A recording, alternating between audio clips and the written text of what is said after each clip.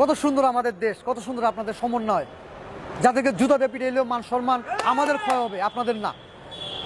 যাদের বাবা মায়েদের ধিক্কার জানাই যে সমন্বয়করা, সার্জিস আলম, আমি নাম উল্লেখ করে বলতেছি, সার্জিস আলম, হাসনাত আবদুল্লাহ, নাহিদ। এই নাহিদ তো আরেক চোর, এ তো আরেকটা চোর। সিলেটে নাকি 12 কোটি টাকা দুর্নীতি, সার্জিস আলমের বাসায় 2 কোটি টাকা, এই হাসনাতের বাড়িতে 100 কোটি টাকা, এরকম তো আরও অনেক আছে। ওই যে আসিফ নজরুলের বাড়িতে কোটি করে 5 কোটি টাকা নিয়ে এক একজনকে ছেড়ে দেয়, 2 কোটি টাকা আরেকজনকে বর্ডার ক্রস করে দেয়। এদের মধ্যে কোটি কোটি টাকা। এদের কেমন বাবা মা যে বাবা মা একবার জিজ্ঞেস করে না, বাবারা এই টাকাগুলো কোত্থেকে নিয়ে আসছো? এই প্রতিটা টাকা বাংলাদেশের জনগণের অভিশাপের টাকা।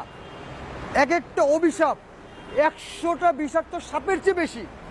এগুলো কেন তার বাবা মা বলে না? আমি ধিক্কার জানাই। তাদের তো লজ্জা থাকা উচিত। এবং কি তাদের আত্মীয় স্বজনদের আমি বলি, তারাও কেউ বলতে পারে না তোমার ছেলে 5 লাখ টাকা 2 লাখ টাকা দামের মোবাইল ইউজ করে, 1 কোটি টাকা দামের গাড়ি ইউজ করে। গাড়িগুলো কোথেকে পায়? যে একটা শার্ট কিনা, নতুন শার্ট কেনার সামর্থ্য জান নাই, সে আজকে 2 কোটি টাকার গাড়িতে চড়ে ঘুরতেছে। কোথেকে আসছে টাকাগুলো? এগুলো তাদের বাবা মা তাদের কোনো প্রশ্ন করে না। আমি ধিক্কার জানাই, লজ্জা লাগে আমার এদের কথা বলতে। তবে এই যে আগুন দিছে কিছুদিন আগে, এটা কালা দিছে। আপনি কি মনে করেন এই আগুনটা লাগছে? ইম্পসিবল। এই আগুনটার সাথে এখানের উপদেষ্টা সমন্বয়করা জড়িত আছে। বর্তমান এই সরকার যাওয়ার পর থেকে আমরা কঠিন অবস্থায় আছি, কঠিন অবস্থায়। মানে কি এই হাসিনা যাওয়ার পর থেকে, মানে এর কারণ হয়েছে কি, এই যে রাস্তা মনে করেন, ধরেন একটা সাপোজ 20টা রাস্তা আছে, 20টা রাস্তার মধ্যে যদি 8টা বন্ধ করে থাকে, আমরা চলাফেরা করুন কোন জায়গায়? বৈষম্য বিরোধী যে আন্দোলন হলো, ছাত্র আন্দোলন, আদৌ খুব বৈষম্য দূর হয়েছে? আমি তো দেখি প্রত্যেকটা সেক্টরে, প্রত্যেকটা ক্ষেত্রে এখনো সেই আগের থেকে আরো বেশি বৈষম্য চলছে। স্বাধীনতা পেয়েছি, দ্বিতীয় স্বাধীনতা, এটা বলা যাবে না। ন্যূনতম লজ্জাবোধ থাকলে এরকম কথা বলতে পারে না কোনো শিক্ষার্থী, বলতে পারে না যদি তার মৌলিক কোনো শিক্ষা থাকে। বাংলাদেশ আওয়ামী লীগ ঐতিহ্যবাহী সংগঠন, স্বাধীনতা সংগ্রামের আগের থেকে, ভাষা আন্দোলন থেকে এই আওয়ামী লীগ সংগঠন ঐতিহ্যবাহী সংগঠন।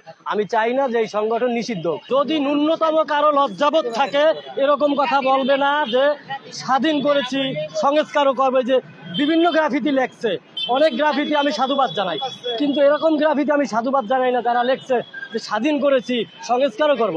স্বাধীন একবারই হয়েছে। দেশ তো শুধু ছাত্রের না, শুধু ছাত্রেরা এই দেশে বসবাস করে না, আমরাও বসবাস করি। আর বর্তমান সরকার এগুলো ম্যান্ডেট করতে পারতেছে না। আর উনি রাজনৈতিক কোনো ব্যক্তিত্ব না, ওনারা দেওয়া সম্ভব না। এখানে প্রয়োজন, খুবই জরুরি প্রয়োজন রাজনৈতিক ব্যক্তিত্বের।